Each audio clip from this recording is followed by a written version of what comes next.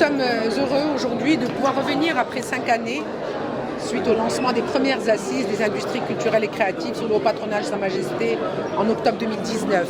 Nous étions pleins d'espoir avec de belles recommandations. Malheureusement, le Covid est venu freiner cet élan. Et aujourd'hui, nous sommes heureux de constater que malgré la crise, les chiffres sont plutôt positifs puisque nous savons que nous avons 33% de création d'entreprises en plus depuis 2019 dans ce secteur. Nous avons 20% d'emplois en plus, ce sont les chiffres officiels et ce sont des chiffres sur lesquels nous devons nous arrêter, nous devons prêter attention parce que nous sommes aujourd'hui dans une période où nous avons une préoccupation très importante qui est celle de la création d'emplois pour les jeunes. Toute opportunité, toute initiative qui peut permettre de renforcer la confiance, de créer de l'emploi dans notre pays est une initiative importante. Il n'y a pas de grands et de petits projets, il n'y a qu'une somme de projets, de volonté, d'efforts et c'est ce que nous essayons de faire aujourd'hui encore dans le cadre de ces deuxièmes assises et nous remercions toutes les personnes ici présentes, bien entendu les médias qui relayent ce message, mais les nombreux professionnels qui sont venus aujourd'hui et aussi les membres du gouvernement, du Parlement et toutes les personnes élues et professionnelles qui sont là pour nous soutenir, nous encourager et surtout renforcer le dialogue pour que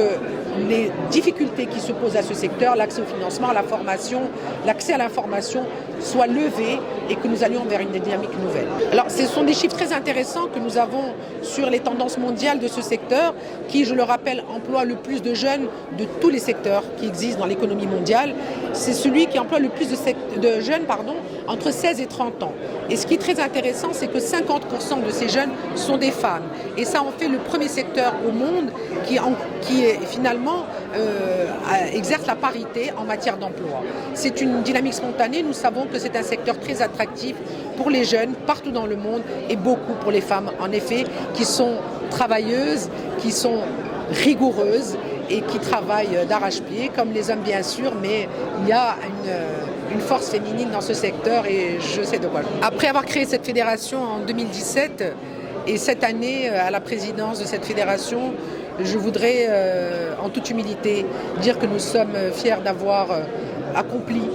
ce que nous avons accompli et que nous avons aussi affronté la crise du Covid. Et heureusement que cette fédération existait puisqu'elle a permis d'installer un dialogue avec le gouvernement et d'être prise en compte dans toutes les aides publiques qui avaient été mises en place par le gouvernement à l'époque. Et nous avons ouvert beaucoup de chantiers avec des partenaires comme l'Union européenne, avec diverses ambassades et représentants du corps diplomatique au Maroc,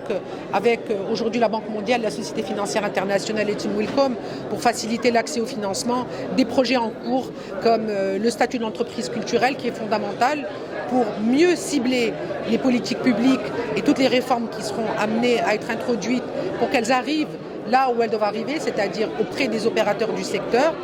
et aussi